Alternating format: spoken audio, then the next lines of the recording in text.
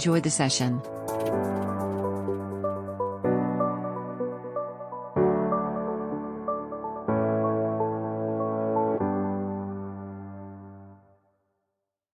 This time is my pleasure and my honor to introduce the first keynote speaker of ECCB 2022, César Hidalgo. César is the director of the Collective Learning Group in Toulouse.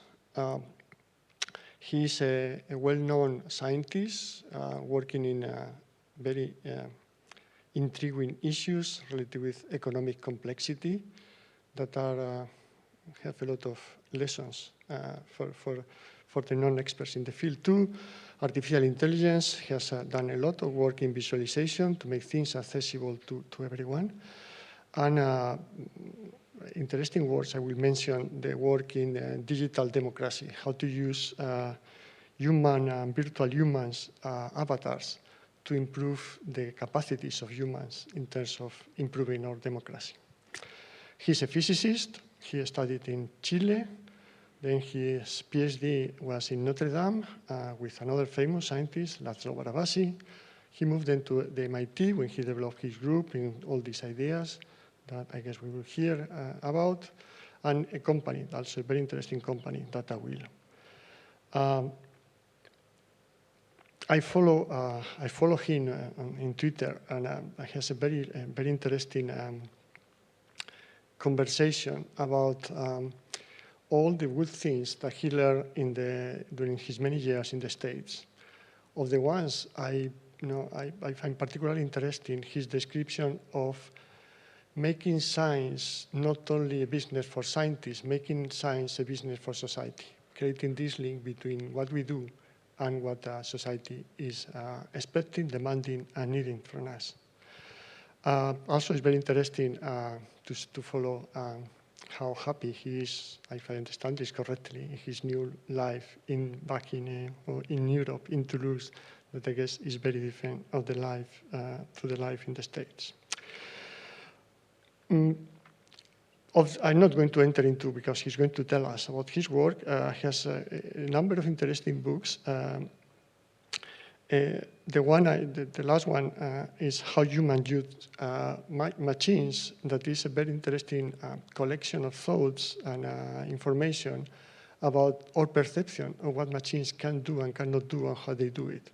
And I think it's a very interesting perspective, not to think in how we extrapolate what we see about the humans and what we think about the humans to what we think about the machines. And I guess he can be telling us about that.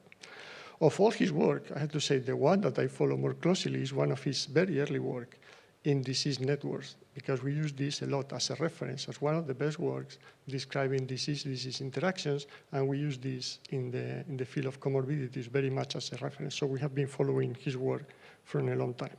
So I really look forward. We choose this topic for starting because we thought it was a good opportunity to have an open view outside the very specific limits of what we do in bioinformatics and computational biology, to have a more open view to the things that are going around in neighbor areas that are very much related by the approaches, the technical approaches, by the visualization, by the way of computing, by the networks, but has another implications for other areas of science. With all that, we really welcome César and let him explain all this to us. Thank you.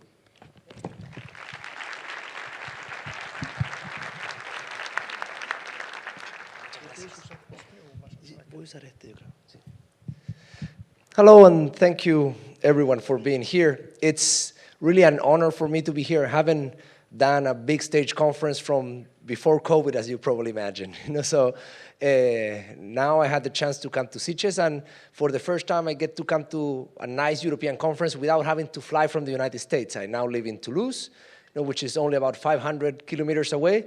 So I drove yesterday with my sister. She's staying in Barcelona with a friend, and then we're going to drive back to Toulouse tomorrow.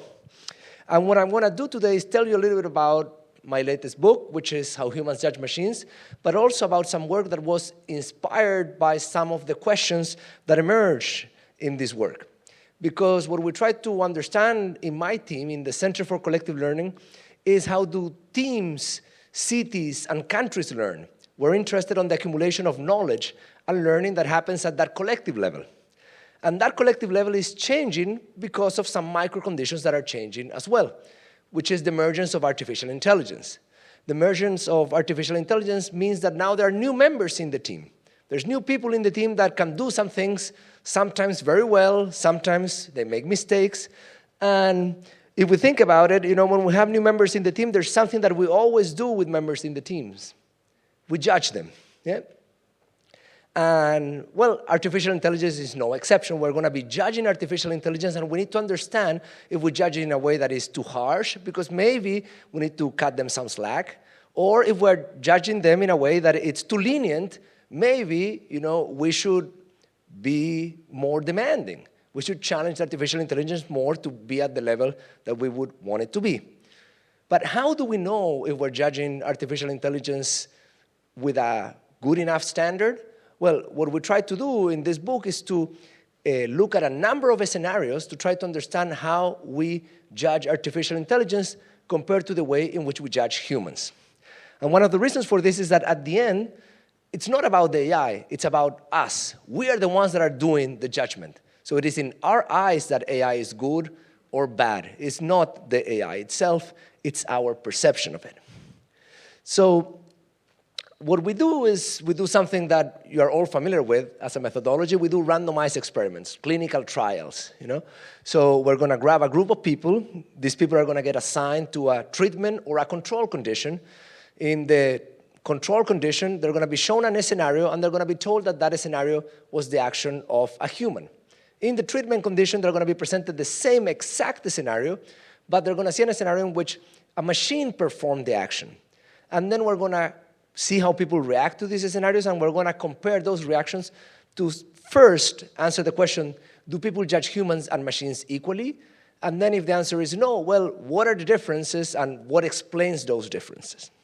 This is a between-subject study. What it means is that the people that saw a scenario involving a machine condition never saw a scenario involving a human condition.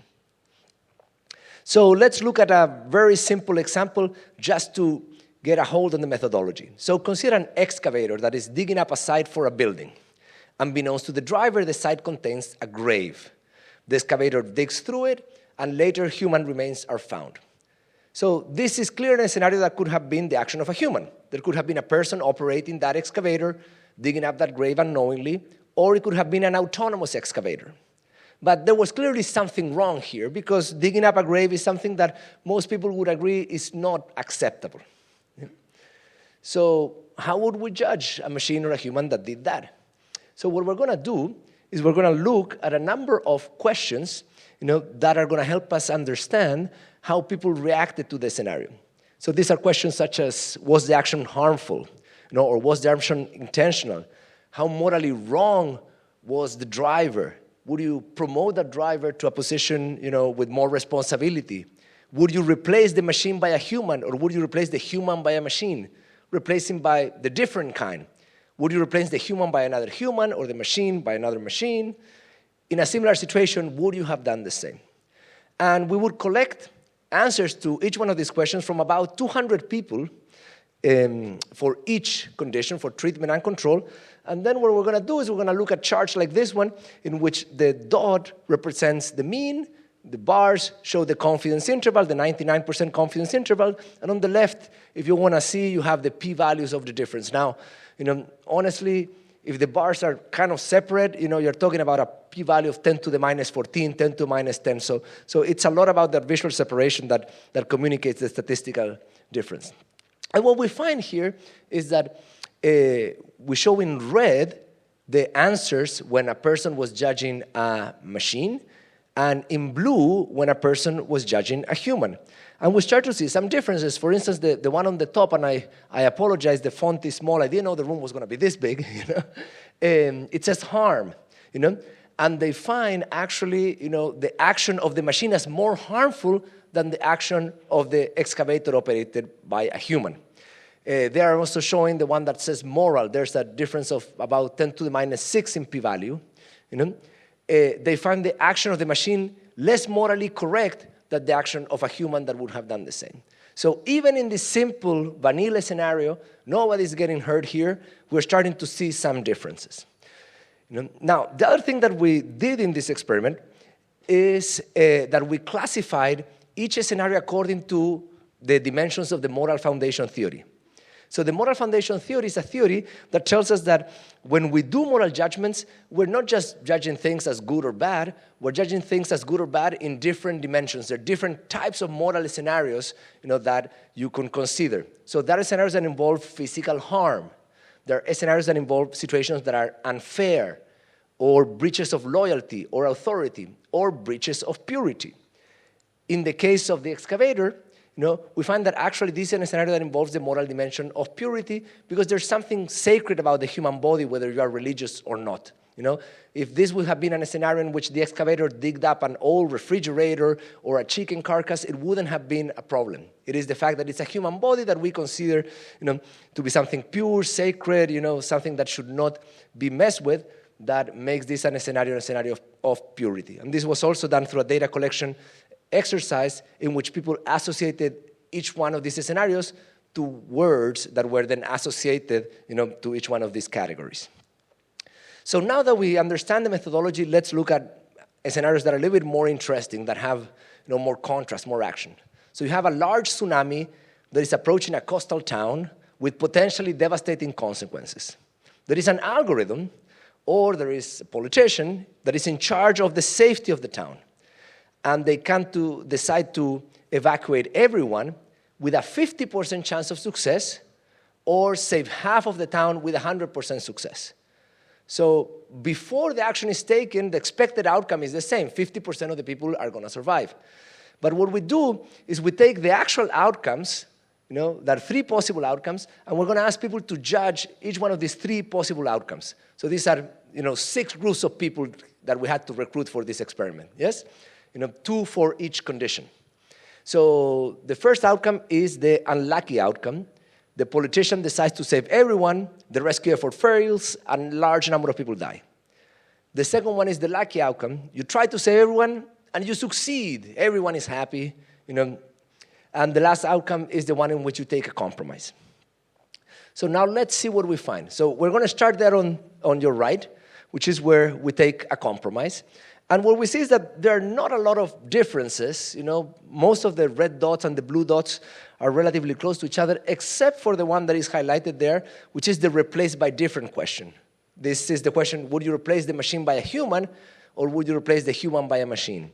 But that's a question that machines, honestly, they always lose by a landslide. Even when machine gets things right, people want to replace them by humans. So we're not going to read a lot into that. We're going to see that for the most part, when we ask people how morally wrong or right was the action, they judge the human and the machine the same. Do you like the human? Do you like the machine? We get basically the same distribution. Do you think the action was harmful? We get the same answer for humans and machines and so forth. So we move to the next example, which is when you try to save everyone and succeed. And here we start to see differences. Yes, you see that a lot of the blue dots here are to the right of the red dots. So when we ask people, well, do you like, the human, or do you like the machine? They like the human more than they would like the machine. They find the action of the human to be more morally correct.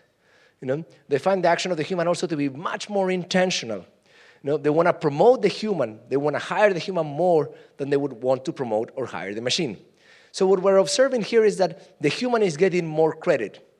This is a positive scenario. Nothing bad happens. There was a tsunami that was approaching, the town. People decided to evacuate the town, like there was an algorithm or a person that did that decision. And the decision, even though it was risky, it was successful. But in the case of the human, they're getting a lot of credit. In the case of the machine, they're being taken a little bit more for granted. Now, let's look at the unlucky scenario. And this is the one where we see the largest difference, when you try to save everyone but fail. And we find that people want to hire the human that try to save everyone and fail, is above the 0.5 line, but not so the machine. They like the human much more, they don't like the machine, they find the action of the human more morally correct than that of the machine, and funnily enough, even though when you try to save everyone and succeeded, people saw the action of the human as more intentional, when you try to save everyone and fail, there's a very small difference in the perceived level of intention. So that gap disappeared. And this gives us a clue of something that we're going to start seeing over and over and over, which is that when you look at this scenario in which you're trying to save everyone and fail, you have two things that you can judge. You can judge what you're trying to do with the action, the intention, which is trying to save everyone, or you can judge the outcome, which is the failure. In the case of the human, intention is being judged much more strongly, and in the case of the machine, it is the outcome, the one that dominates. So we're judging human and machines differently. We're maybe using different moral philosophies, one that is more utilitarian for machines, a moral philosophy that is more deontic, more about what should be done, or what are the intentions for humans. Now you might be wondering, well, why is he talking about intention in machines? That sounds kind of weird, And the thing is, intention or agency are important to consider for two reasons. The first one is that they're a key aspect of moral judgment. Okay, so here we have two scenarios. They don't involve machines. They involve two colleagues, Alice and Bob, which are colleagues at work. And Alice has a severe peanut butter allergy. And knowing that, Bob tries to, in the first scenario, poison her, but fails. So Bob tries to cause harm, but fails to do so. So nobody's hurt in the first scenario, but there was an intention to cause harm. In the second scenario, Bob unknowingly, by mistake, poisons her colleague Alice. So in that case, well, in which scenario Bob did worse? In the one that he hurts Alice without wanting to, or in the one that he tries to hurt Alice but fails to do so? Actually, if you go into the law, like attempted murder is a thing. If you try to murder someone and you fail, you don't get away with it because intentions really matter. So if we would start to mathematize this, we would start to say, okay, how wrong was this? In principle, we could say, well, in the scenarios that you have an intention to harm, even if you cause no harm, you might have a scenario that is worse in which the one in which you cause harm with no intention. Okay? So what we're going to do towards the second half of the presentation is we're going to start grabbing data from a variety of scenarios, and we're going to start putting them in models in which we try to understand the level of wrongness of a scenario as the level of perceived intention, harm, the characteristics of the subjects, and so forth.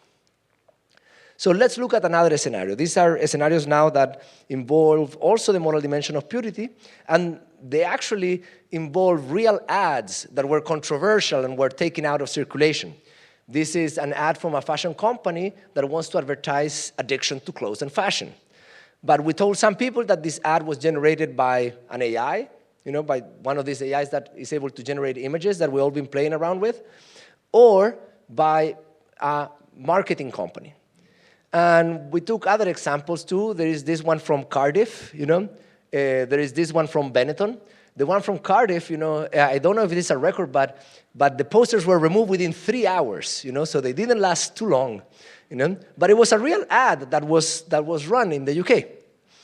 And what we find is when we run these scenarios, we don't see a lot of differences in judgment across a variety of dimensions. People dislike or find it as morally wrong, when these ads were generated by a machine or a human. But we do find, some important differences in these two questions in which we ask people, well, who is responsible for the action? Is it the one that executed the action, like the AI or the marketing team? Or is it the company that commissioned the ad? And what we find is that in these cases, the responsibility moves up the value chain. So when you use AI, the responsibility now moves to the C-suite of the company. And that's interesting because delegation is not just a way in which people divide labor to increase efficiency. There's also a political component of delegation in which also you can have firewalls of blame in case things go wrong. And what this is telling you is that in a world in which AI becomes part of the labor force, well, the people that use AI are going to be responsible for those decisions, and the people that are going to be held responsible are not people in the low-level teams, are going to be people at the highest levels of the organization. So maybe one reason for companies not to adopt AI is simply because that exposed them to the senior management, to the potential blame that would come from a mistake in a way that would not happen if they can blame someone that is below them in the responsibility chain. Now let's look at self-driving cars. Self-driving cars are probably one of the most studied examples of AI ethics. And here we have a self-driving car or a car driven by a human that runs over a pedestrian that runs in front of the vehicle. So from the text, it's clear that the car, whether it's autonomous or not, is not at fault. Okay? And this is a scenario that involves physical harm. Someone is run over by a car and taken to the hospital.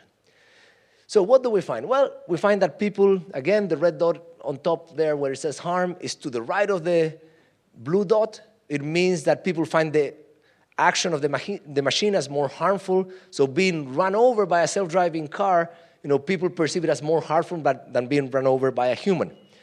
We find that also people report liking the human driver more than the machine driver. So for the most part, we're seeing that, again, the human is being judged better than the machine. We reproduce this in a number of situations. We change the human for a dog. We change, what causes the accident to like a tree that falls because of the wind. And we obtain more or less the same. But there's something that is different from this scenario and the previous ones, and is the third statistic from the top, which is that called intentional. Okay? So this statistic now is such that people are assigning more intention to the action of the machine than that of the human. Now, it's not that they're saying that the action of the machine is very intentional, but they're willing to completely forgive the human in this case. So the blue dot is very much close to the zero, while the red dot doesn't make it all the way, there.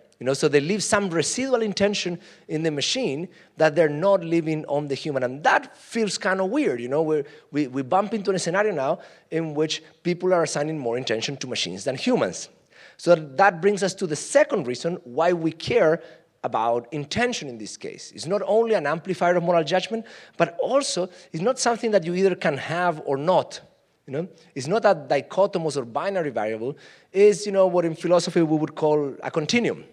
So you can have a rock that has clearly no intention. You can have an adult human, which is a full moral agent.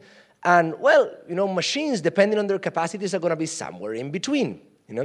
So if you have, for instance, a self-driving car that is designed to protect the driver at all costs, and in some unexpected situation runs over a pedestrian because it's intending to protect the driver, well, the machine didn't choose the goal, but had to choose how to satisfy that goal. Yeah? And that's what a lot of these algorithms do.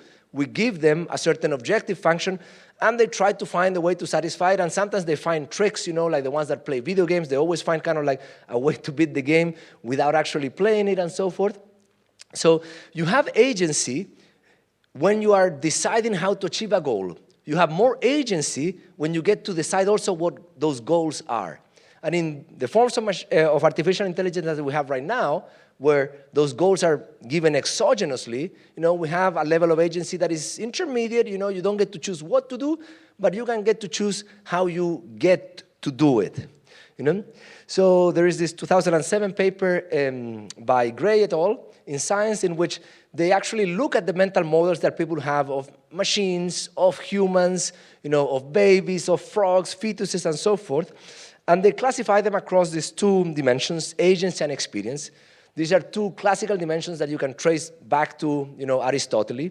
So agency is this ability to plan ahead, to have memory, to, be responsible for your actions because you understand what's going on. Experience is quite different, is related to moral status instead of moral agency. Is your ability to feel. Do you feel pain? Do you feel hunger? Do you feel sadness? And that experience is related to moral status because moral status is the concept of whether it is permissible to use something as a means towards a goal. Yeah? So we think that it's okay to use machines as a means towards a goal because they don't feel, they don't have experience, but it's not okay to use humans as a means towards a goal because humans have feelings, so you have to find a way basically to achieve those goals without using people as tools. Yeah? But when we run the data and we look at where machines lie, like people basically see machines as entities that do not have an ability to feel or experience, but they do have some component of moral agency because they have this ability to plan ahead, to strategize, to find solutions and so forth. Now, one of the things that you might be asking yourself also is like, well, do we always reject machines? Maybe what it's here is just a book about the fact that people prefer humans and dislike machines. And there's not too much into it, It's just like, we like humans, we dislike machines. And if that was all that there is to it, why write a book about this? So we have to see if there's something more than a preference for humans. So we actually can find a counterexample. We can find a case in which people judge machines better than they judge humans in key dimensions using this scenario from the moral foundation theory, which involves a family that has a cleaner or a robot that is in charge of cleaning their house. One day, the family finds that the cleaner or robot used an old national flag to clean the bathroom floor. It's a more convoluted scenario. It's not someone being run over by a self-driving car, but it points to some dimensions. Yeah, there's the moral dimension of authority, loyalty, and purity. Because the flag is a symbol of loyalty, it's authority, but it's also something sacred. And what we find here is that when we run this scenario, we find that people judge the action of the human as less moral than that of the machine. They report liking the human less than they report liking the machine. So we're able to flip this effect. So it's not simply that people like humans no matter what and dislike machines no matter what. We can find scenarios in which people judge a human more harshly than they would judge a machine. There's something more going on.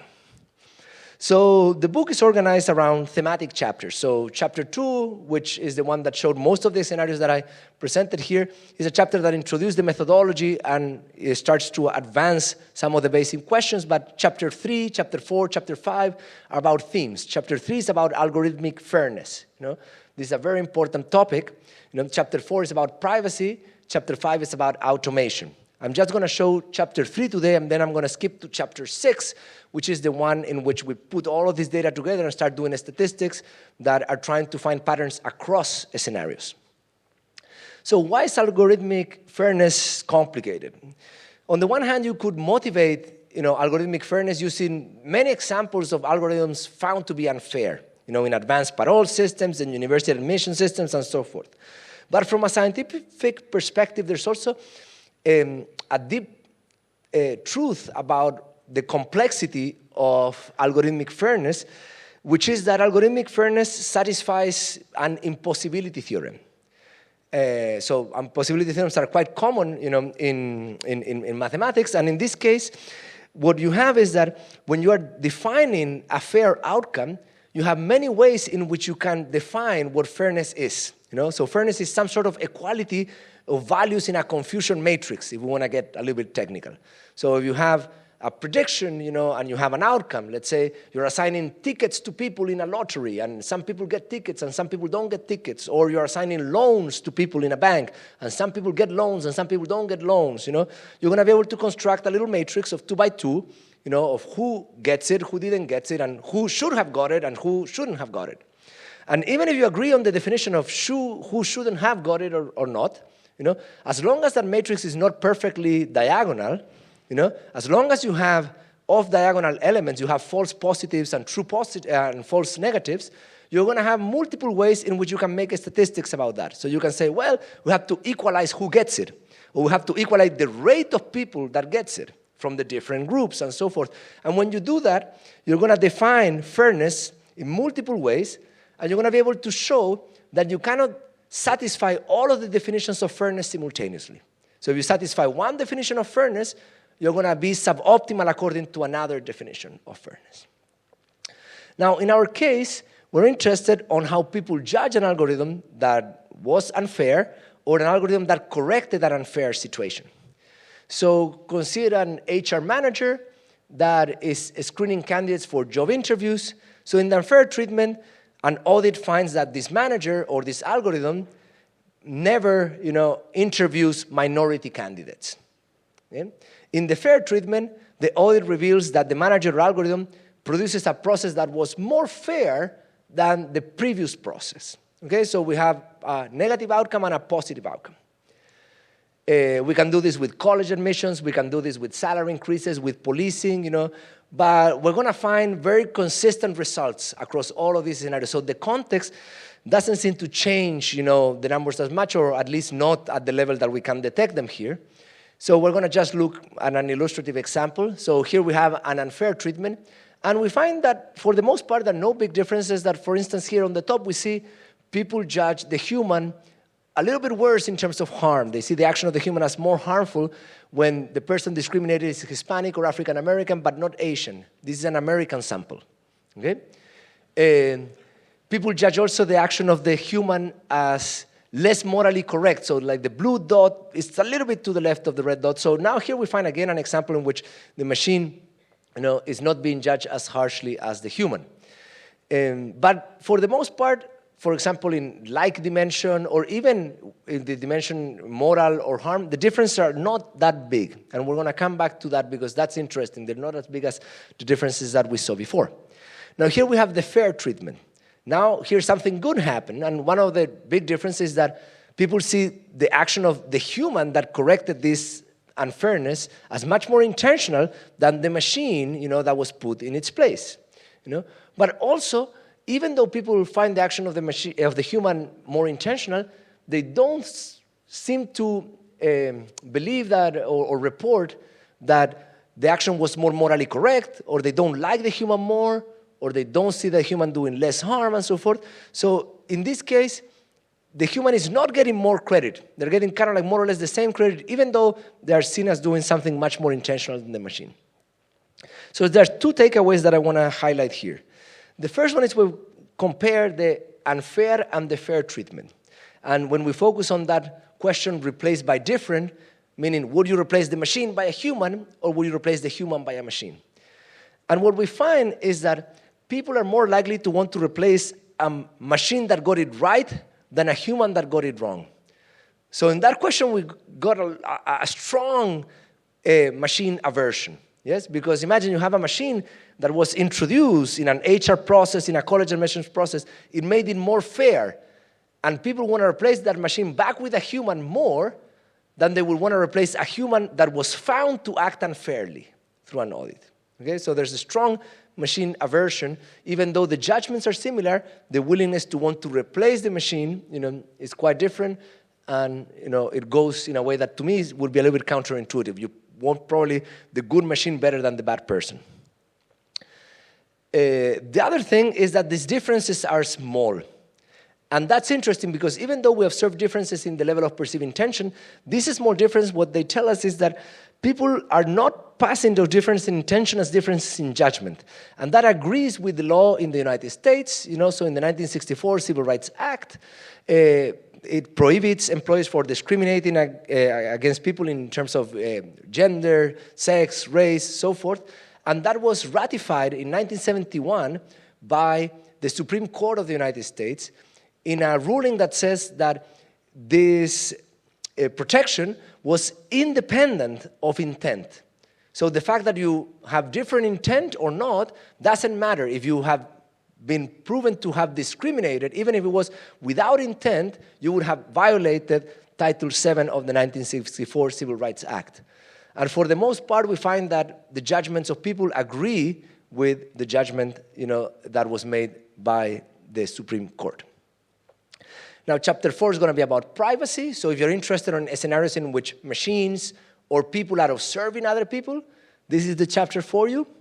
Chapter 5 is about automation. So if you're interested in seeing how people react to people losing their jobs to machines or to other people, to foreigners, to outsourcing, this is the chapter for you. And Chapter 6, it's about putting all of this together using statistics. So what we're going to do is we're going to look at data now across multiple scenarios, and we're going to do three things. First, we're going to look at descriptive statistics. I love to do that. I love to see first where the dots fall on the charts without running any models, without doing any inference, without having to worry about any of those assumptions that we have to worry about when we do models. And then, of course, I'm going to start doing models. So I'm going to do a model with subject fixed effects. Okay, so I'm going to control for all characteristics that would differentiate different subjects. Difference in gender, in shoe size, in hair color, whatever subject fixed effects can control for any individual level characteristic that is static.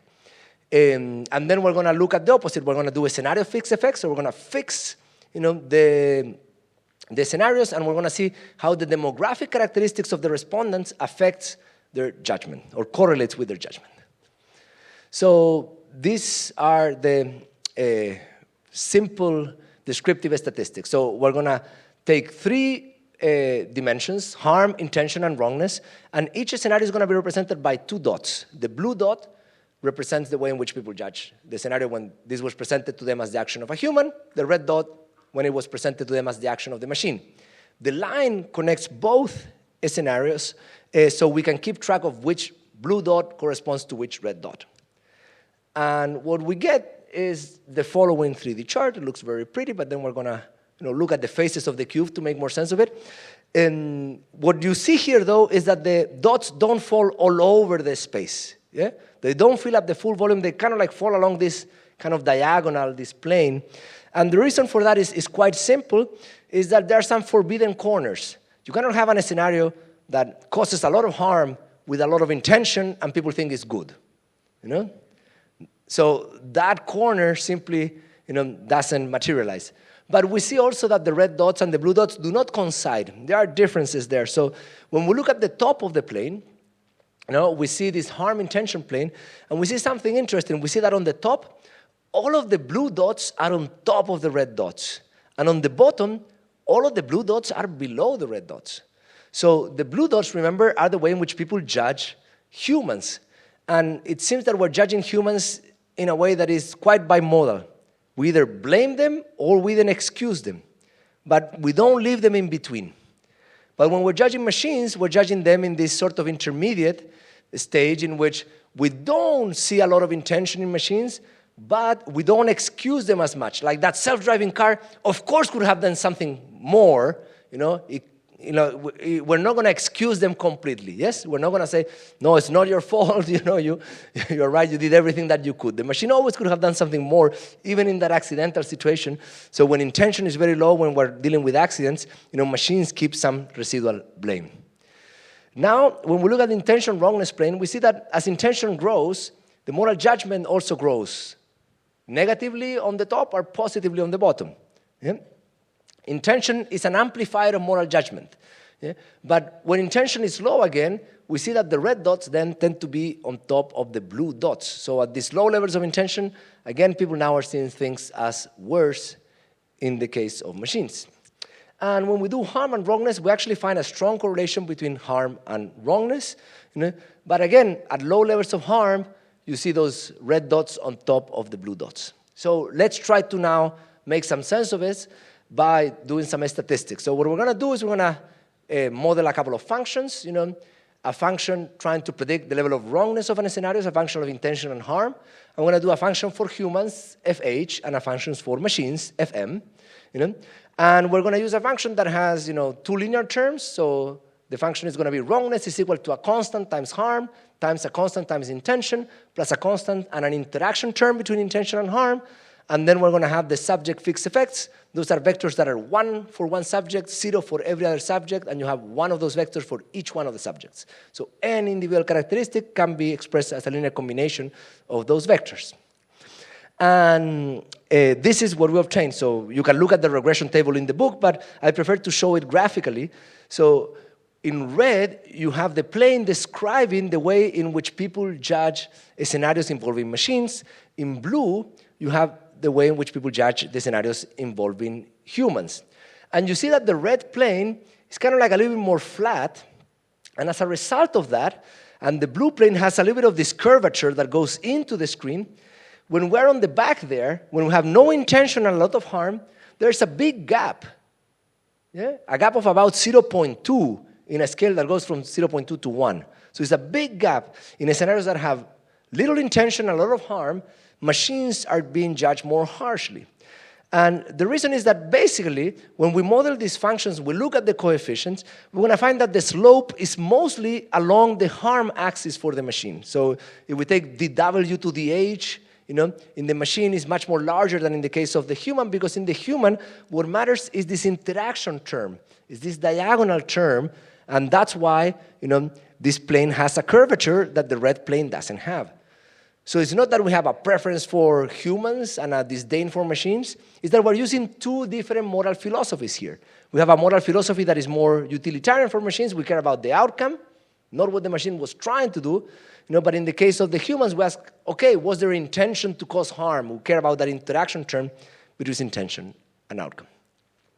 And now finally, looking at demographic correlates, I know this is a complicated issue, but what you have to keep in mind are the size effects that we're going to be considering. So here on the back, when you look at that gap between the blue plane and the red plane, we have a gap of about 0.2, yes?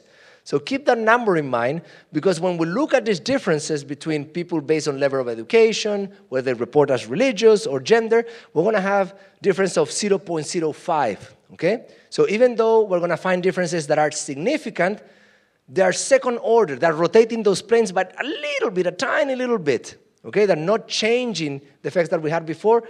They're adding, if you were doing music, they're adding like a higher, a harmonic, to the signal. And for instance, here in the bottom, when we compare the responses of subjects that reported as male or reported as female, we find that in the question replaced by different, would you replace a machine by a human or a human by a machine, men are more likely to want to replace a human by a machine and less likely to want to replace a machine by a human. So compared to women, we could say that men are more machinophilic. They like machines more. And women would be more human-philic. They like humans more in comparison.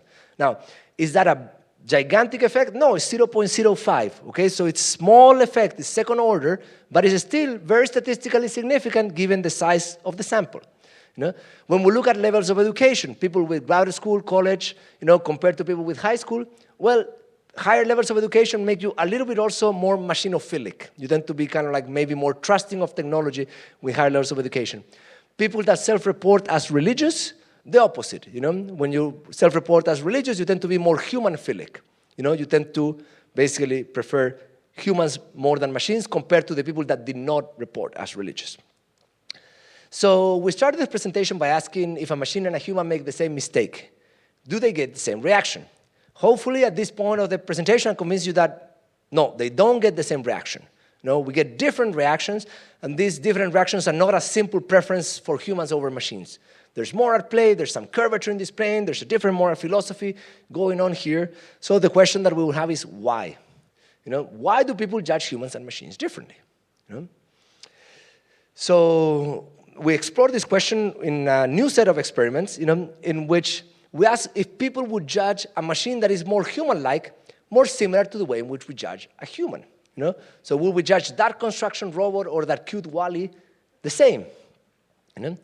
And to answer that, we had to expand our experimental framework. So now instead of having one control and one treatment, we have one human condition and we have 4 machine conditions. Okay, so we had to do a larger experiment. So we reduce the number of scenarios.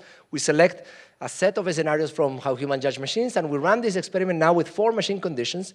And what we do in these machine conditions is manipulate the level of perceived agency and experience of machines. Okay, so we know from Gray et al. That machines are perceived as having low agency and experience compared to humans, but the level of agency is intermediate, it's not zero, it's not a rock. And what we're going to try to do is to manipulate people's perception of machines, so we will have a low agency, low experience condition, a low agency, high experience condition, a high agency, high experience condition, and so forth. How do we do this manipulation? We do this manipulation by basically presenting subjects a description of the actor that is involved in these scenarios before we present the scenarios to them. And remember, this is always between subject studies. So in a scenario that's going to see a high agency, high experience machine, is a person that sees that scenario is never going to see a scenario with a low agency, low experience machine, okay? There's separate groups of people for each experiment. So for the human condition, Alice is a 40-year-old woman who has worked in multiple jobs during her career, so we say that she has vast experience because, honestly, she's going to be doing a lot of things in the next scenarios, There's a lot of jobs. in the machine condition, we say Alice is, and there we have that A. So it's an advanced and able robot or an unable robot that is able to plan or unable to plan, remember. Some scientists believe that given Alice advanced artificial intelligence or primitive artificial intelligence, she's able to feel, she's unable to feel. So it's a very simple manipulation. We have, in a few places, we have some words that we change to indicate that Alice is able or unable as a machine to have agency or experience. And of course, we run, a data collection exercise to see how people perceive Alice, based on, that manipulation. And the manipulation tells us that it worked, We perceive the human as high agency, high experience, and the high agency, high experience machine is perceived as having more agency and more experience than the other machines and so forth. So everything fits, where it should. So now that we have our manipulation, we can start looking at, the difference between these conditions. This is going to get a little more technical, but we're almost at the end, which is that we need to remember now that the modal function that we have before is a modal function that contains an interaction term. So when we're making a statement such as, well, people judge machines by the outcomes, meaning by the level of harm that they observe in the scenario, we cannot just simply look at that B1 coefficient, okay? Because the derivative of wrongness on harm is B1 plus B3 times I. The interaction term matters there as well. So we're going to have to estimate that function on the top, but then we're going to have to look at these derivatives on the bottom. Okay? Now, to estimate that function on the top, this is just RIST, you grab the function that we had, and you add interaction terms. So you say, okay, there is B1 times H plus B2 times H times A, so harm in the presence of agency, then harm in the presence of experience, and so forth. And you can group all of those coefficients into the same functional form that we had before, but now that coefficient B1 is effectively that B1 prime plus B2 prime A plus B3 prime E, etc. Yeah? So now, we're going to have to be reading those coefficients to see how they affect effectively this other coefficient down here. Yeah? So we run the model, we run the experiment, and what we observe is that, well, we recover what we had in how humans judge machines, but now, when we look at the interaction terms, we look at the ones that are significant and the ones that are robust. Robust meaning that also, we find significant in the fixed effects model, and we find that only agency seems to matter. The interaction terms that involve experience do not seem to be robust. So we're ending up with these derivatives with these models, and if we bring them to graphical form, this is what we find. We find that, well, when we look at the effect of harm on wrongness, as a function of intention, first we have to say what is the median intention of our scenarios, and we're right there on about 0.2. And in that case, well, we find that the effect of wrongness on harm is larger for the low agency condition than for the high agency condition. So for the high agency condition, you see, wrongness matters more, harm matters less in wrongness, for the median intention, and the only place in which basically harm starts to matter more is at the high intention condition, which is almost unobserved for machines. Now, when we look at the derivative of wrongness on intention, so how much intention matters? Well, in the low agency condition, it's a constant because the other coefficients were not significant. But in the high agency condition, we see that basically this increases with harm and is larger across the entire scale. Yeah? So when the machine becomes more human-like, when it has higher agency, we care more about its intentions. When the machine becomes more human-like, it has more agency, we care less about the perceived level of harm. So we're switching, between these moral philosophies. So now when we look at, the planes as we did before, here we have the low agency condition when you have a machine that is less human-like, and you see big differences between the two planes. Yeah? The red plane continues to lack that curvature that allows the blue plane, to involve the role of intention. But as we move into the high agency condition, these two planes become more similar. We can calculate the area between those two surfaces as a metric of how far these two planes are. We find that the area is the volume is much smaller when you're in the high agency condition. So what this is telling us is that it's not that we judge humans and machines differently, it's that we're judging things based on perceived minds, and this mind perception model of agency and experience is helping us capture some of that. And as we move the perception of what is being judged closer to the perception of humans in terms of agency, our judgment also starts shifting towards that moral philosophy in which intentions start to matter, and moving away from that consequentialist philosophy in which is only about outcomes. So how do we judge machines? Well, in brief, I would say people judge humans by intentions and machines by their outcomes. Of course, you've seen the presentation, you know that it is more nuanced, is they judge humans by the interaction of intention and outcome, but that doesn't roll off the tongue as easily. So we keep it simple. People judge humans' intentions bimodally, machine intentions unimodally. And as a corollary of the first two ideas, we have that people are more forgiving of humans in accidental scenarios. So in an accidental scenario, basically the machine is judged by what happened, by the accident, how bad it was, but the human gets forgiven because it was not their intention to cause harm. People are a bit more judge of humans in some scenarios, the ones involving fairness. We saw a little bit of more judgment of humans. We saw the one also on the one of the flag. And in labor displacement also is another chapter that I didn't present here, but we find that people tend to be much more accepting of people losing jobs to machines than to foreigners, for instance. That's quite consistent, except when those jobs are high skill. People find more harm in violent scenarios involving machines. We saw a few scenarios here, like the self-driving car, and we saw that there was more harm there in the case of the machine. In the book also, we have a bunch of scenarios in the appendix. We have extrajudicial killings. We have, scenarios that can be quite violent. And if there is physical violence involved, people do judge machines very harshly in those cases. And also we saw examples in which people take machines' success or improvement for granted. For instance, in that tsunami scenario when you try to save everyone and succeeded, still, people judge the human much more positively because they took the success of the machine for granted. But why do we judge humans and machines differently? Well, these different moral philosophies seem to be part of a continuum. It's not that we have one mode to judge machines and another mode to judge humans. It's that basically we have a mind perception model in which we try to fit things, like humans, rocks, dogs, and machines. And machines that are perceived closer to humans, based on these mental models, tend to be judged more similar to us. So this suggests that our judgment of machines is a particular example of a continuum of models that can be extended beyond human and machines. So if you're interested on this line of work, How Humans Judge Machines is a book that came out last year. It's also available as a series of 30 episodes on YouTube. So if you're teaching remotely and you want students to watch a video that you discuss in class, it's another free resource that you could use. And it's available also in print by MIT Press. Thank you very much for your time, and I'm happy to hear your questions.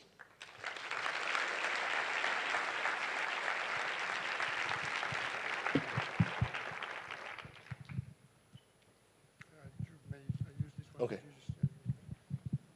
Well, thank you. That was a very interesting talk and with many provocative thoughts. So let's see, we have questions. I think we have one there, no? Oh, I see this in the corner. Please go. Hello. First of all, thank you for your talk. It might be the case that I have completely misunderstood your presentation, so I'm looking forward to reading your book.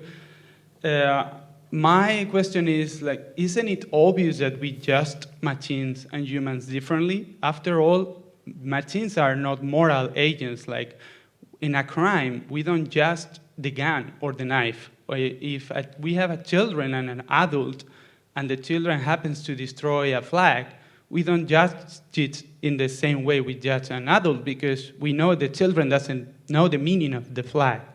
When you present this methodology of asking whether a machine or between machines and humans, I'm concerned because the machine doesn't come from nowhere. A human or several humans designed the machine.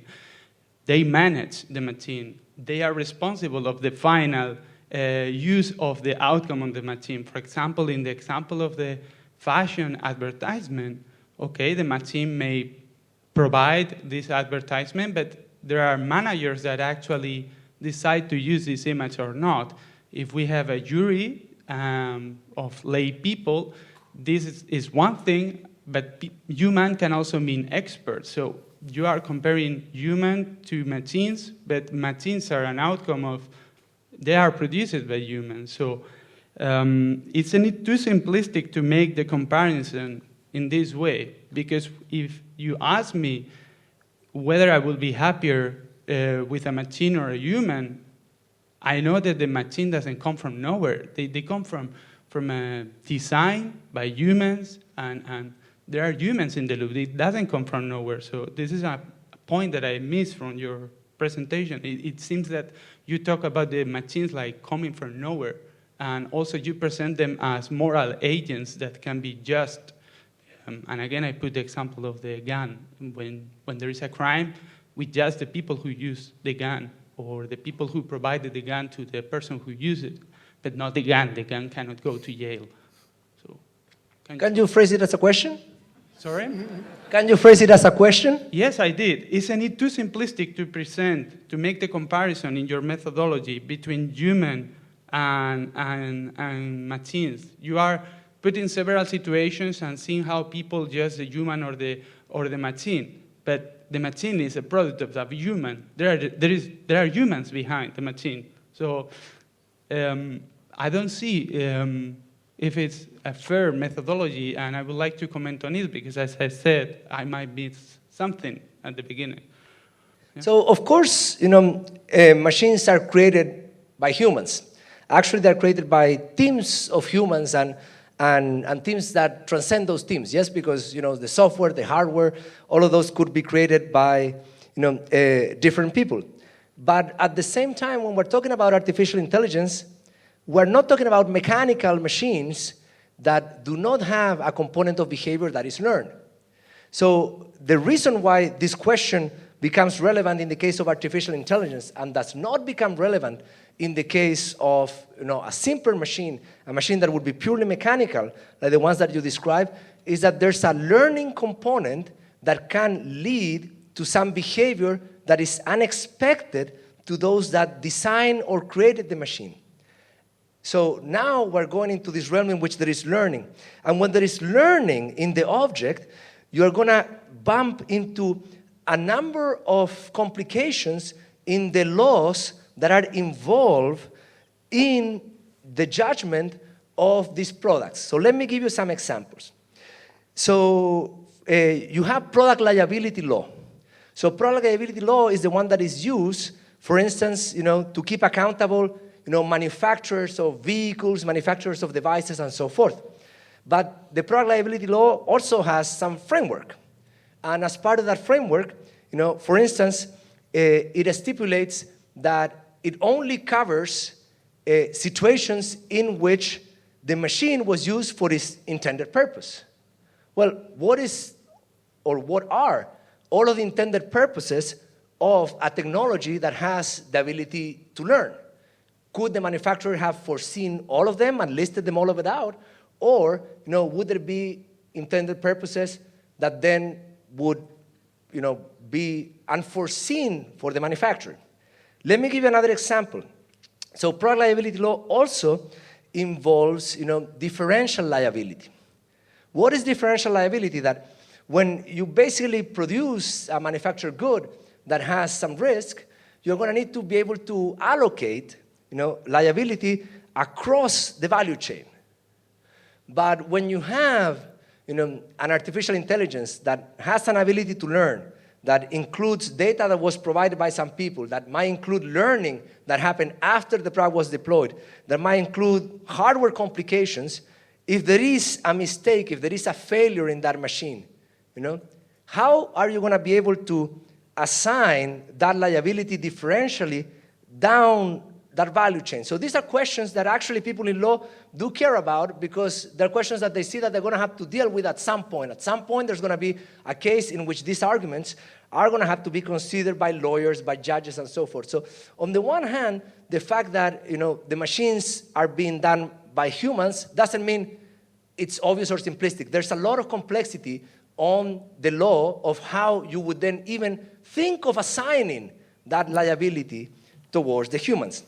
Then you also said, well, isn't it obvious that there's different? Well, we know that the sun and the moon are different, but if astronomy ended up on saying that the sun and the moon are different, we wouldn't have gotten too far. So quantifying those differences, understanding that this difference, for instance, is not just a difference in preference, but there's a difference in moral philosophy, that difference in moral philosophy can be expressed in a mathematical form in which there is an interaction term. And then that interaction term can be seen to change as you manipulate people's perception of the machine, is definitely something that is not like, of course, we judge them differently. Like from there to that level of nuance and detail, we cannot get. And that's, I think, why you do need to answer these empirical questions, and you need to do so using a rigorous mathematical framework that allows you to then keep careful track of the experiments and how they are changing the outcomes so that you can come to these nuanced conclusions. So, no, I don't think it's too simplistic. And just to comment, we have a question there. Yeah. We think that the organizers can ask later. Oh, right. I'm Joel Hedlund. I work with AI for medical imaging diagnostics, for example, with a big picture project and the IDA arena up in Sweden. So this is a thing that concerns me. I want to ask a similar question as the first one, but even more simplistic, I guess. So as a methodological question, are we really certain what the people who answer your questionnaires are answering when they are contemplating deep philosophical questions in these complex scenarios? Are they judging the corporations who built the AI or the incentives in the business, in the field of medicine, for instance, in causing a certain product to act in a certain way, even if it was constructed or learned or whatever? And that's the simplicity of the term machine there that I kind of object to, and perhaps the first question asker as well. And also the complexity of the word human. Maybe I don't even like people who drive backhoes, excavators, maybe I would like to see them replaced by machines. And there could be nuances also in the word human there. So in the assessment of biases or wrongdoing or incentives or agency, and I gather these questionnaire questions by necessity need to be very short, or people can't complete the entire questionnaire and answer it in time. Do you actually know what it is they are answering? Yeah, so of course you can qualify this much more narrowly, and for example in the book we do dedicate paragraphs to that. So first of all, when you are looking at human-robot interactions, you have different types of studies. This is a simulated study in that people are observing the action of a machine as it is being narrated. So what this experiment would help you understand, it's, for instance, how would maybe people react to some news about a machine mistake, which is very different than reacting to the machine mistake in situ, where the mistake happened. Now, there are other studies that are robot studies, much more expensive to conduct, in which you bring people into a laboratory, you have them work with a robot, and you can, of course, you're going to be constrained to the capabilities of the robots that you might have available at the lab, but you can do this other more behavioral experiment. Now, it doesn't mean that one is right and the other one is wrong. It's that both of them, they're telling you about different types of situations, because the in situ reaction or behavior is not going to be indicative of people reacting on the media, and you want to know both or either. Now, regarding the question of, the corporate effect, of course there might be corporate effects. So if you would present this robot was done by Toshiba, was done by Facebook, was done by Google, and so forth, you might, have an effect that that the brand, causes on the judgment. Now, my intuition, and this could be empirically tested, is that that effect is going to be, more of a constant. That, hey, if we all hate Facebook, then the judgment is going to be more severe. If we all like Toshiba for some reason, then the judgment is going to be more positive. I would be surprised if that would change the curvature of the planes. But of course, that's an empirical question that would have to be answered by by running those specific experiments. Yeah. Thank you. Salva. Thank you very much for the presentation. I got caught by the tsunami explanation. So, and I was asking myself about potential biases introduced by societies, in the sense that there are societies that are more individual focused, and there are societies that are focused more into the whole as a society. Because, for instance, we are in the Western world, we're influenced by the movies, like we always have a hero, and then the guy trying to save everyone, although failing. We are going to probably like that more than a machine. So have you controlled about that bias in the experiment? Yeah, so in this experiment, we do have a narrow cultural setting. So we're not looking at subjects from across the world. So we cannot say that these results would hold if we would run them in Shenzhen. They hold in the United States in 2018 when we ran the experiment. Even things might have changed after COVID. People got a lot of, interactions with technology that did not happen as frequently before and so forth. So that would require a larger experiment that would allow us to see, a cultural difference and then connect those cultural differences to some of the variables that you suggest, whether a more individualistic or collectivistic society, because there are different ways of being individualistic and different ways of being collectivistic. There's variation among them. So I wouldn't be able to say that these results, generalize. Now, what I would be able to say is that when we look at the effects of scenarios and we look at the effects of demographic characteristics, we do find that the effects of the scenarios are orders of magnitude larger than those of demographic characteristics.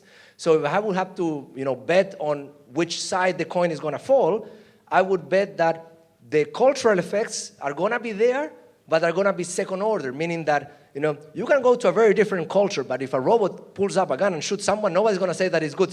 And if a robot pulls out a flower and gives it to someone, as a gift, people are going to think it's okay. So those scenario effects are so strong, the difference can be so big on the scenarios that you can imagine, that the difference on preferences that people might have to be second order to that. Thank you.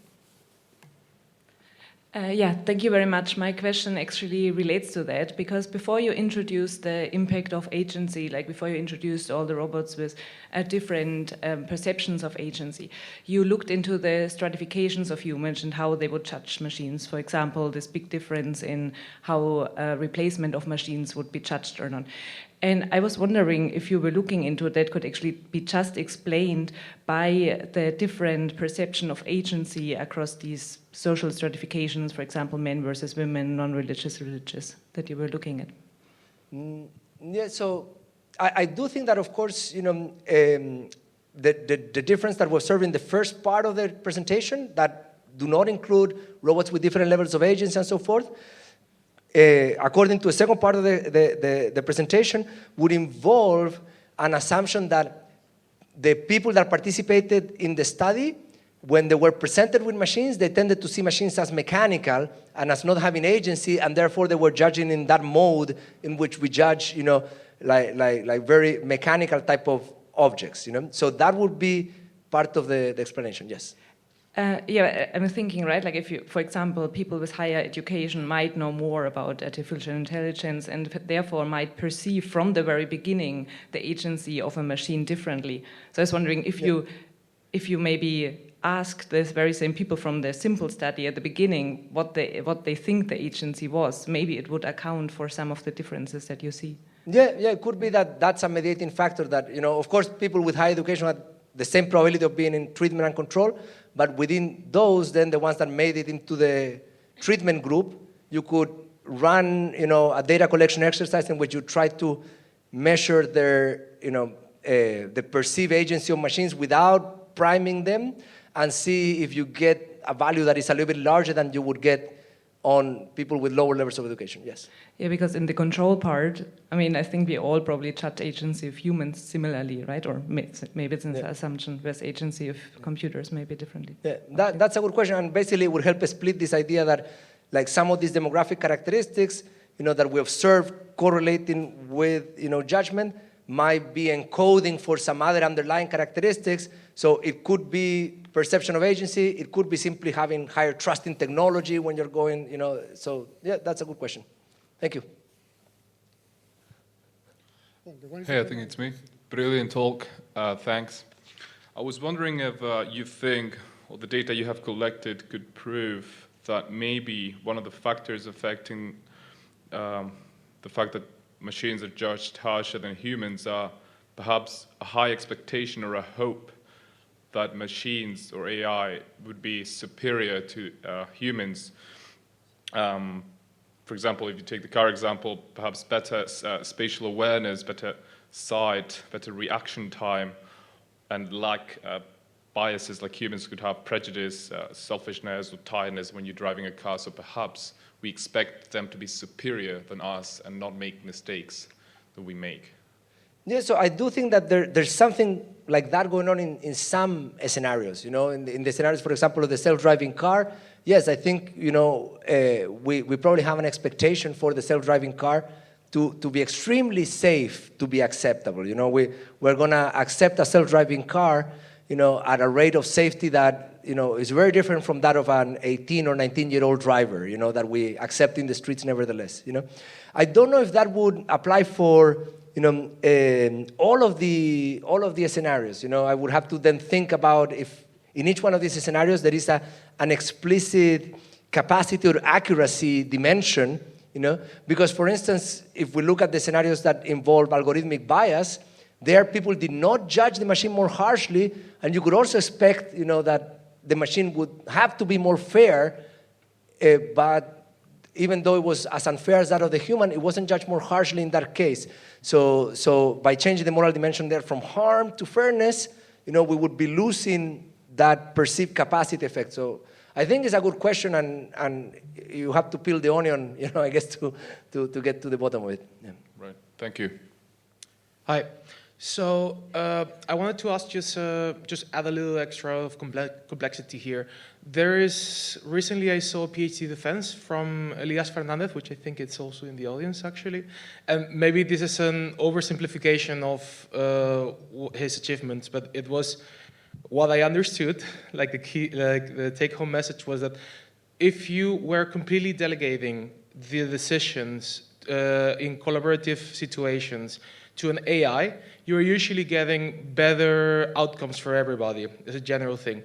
So my question is, since you have done all this and you might have an intuition towards what people would think, if instead of making the same mistake or this same did it right situation, if you were presenting it with the machine actually does it better for everybody and, well, degrees of doing it better, I guess, how do you think these people would react? Yeah, so, what doing it better means, it's very complicated. So that's not a little bit of complexity, a lot of complexity. And that goes, I think, into the core of the difficult definition of artificial intelligence, which is intelligence. Yeah?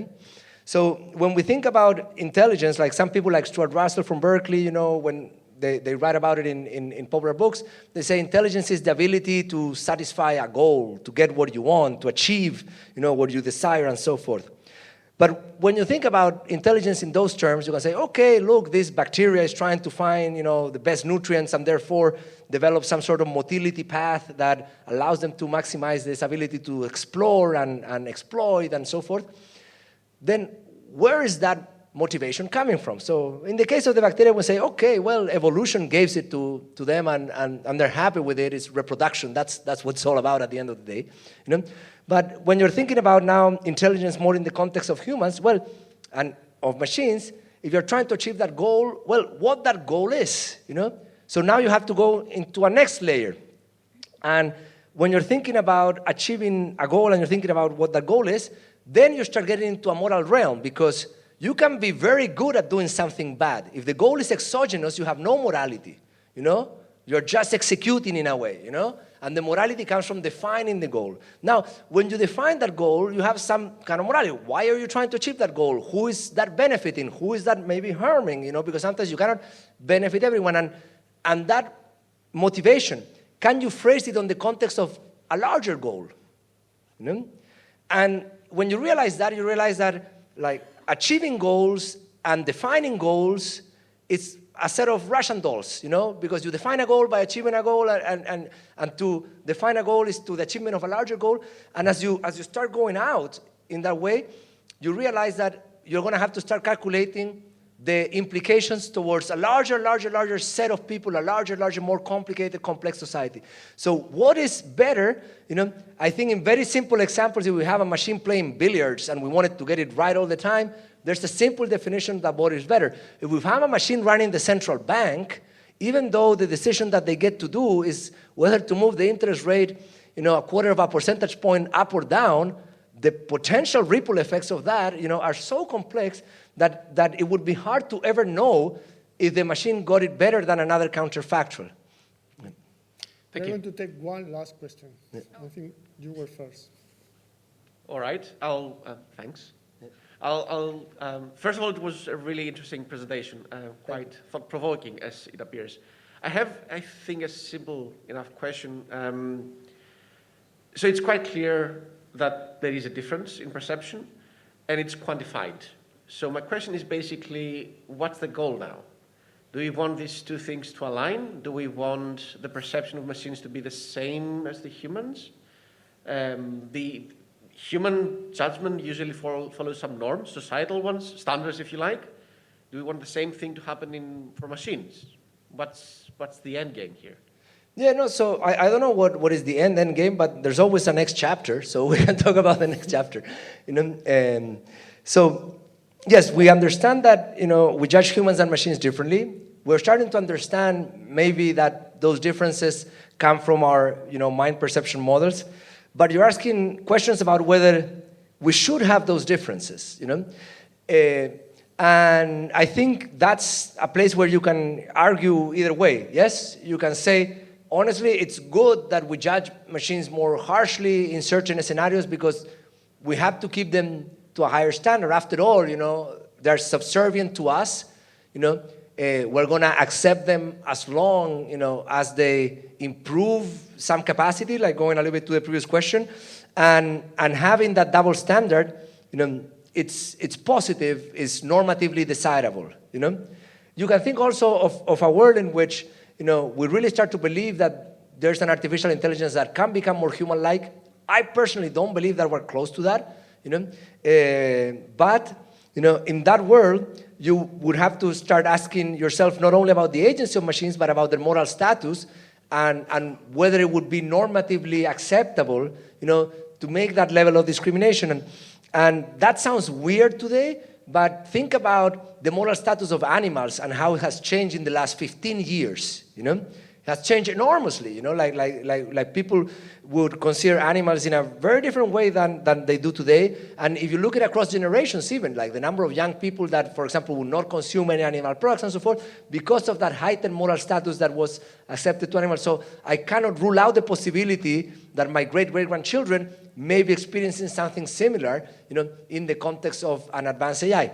Now, that feels a little bit, let's say, dreamy and feelings and all this stuff, but there's a deep reason, to consider the moral status of a learning agent, no matter if it's human or it's machine-like. And that deep reason was advanced by Mary Shelley. Mary Shelley was the author of Frankenstein, and she was a genius because she realized early on that if we had any way to create some form of artificial life, the problem was not whether we created that artificial life or not, is how we treated that artificial life. Because the way that we treated that artificial life was going to make it a monster or not. So the story of Frankenstein, it's an interesting story because, it starts, with the creation of this artificial life, but it is a story of then this artificial life being abandoned, becoming homeless, having a horrible life. And as the concept of that horrible life, that artificial life generates kind of like that resentment, and it has some beautiful passages in which Frankenstein just gives it to the doctor, like the monster gives it to its creator, because of that frustration that it had accumulated. So when we have these machines that have the ability to learn, that have the ability to create pictures, that have the ability to create language, and that they're learning from the prompts that we give them, and from the prompts that we select and how we react, we also end up having some sort of responsibility on how we treat them, because how we treat them is going to be what they learn to do. So it's this idea of the moral status of machines is not something that is simply because it feels nice, is that there's also something that would come back to us. If we treat machines in a way that is despicable, we're going to end up creating despicable machines because we're not simply creating the machine in the factory and releasing it to the wild. When we have learning systems, those learning systems are going to continue to be created through their lifetime. And that, I think, is a difference that is a little bit hard to grasp, but we should start to. Thank you.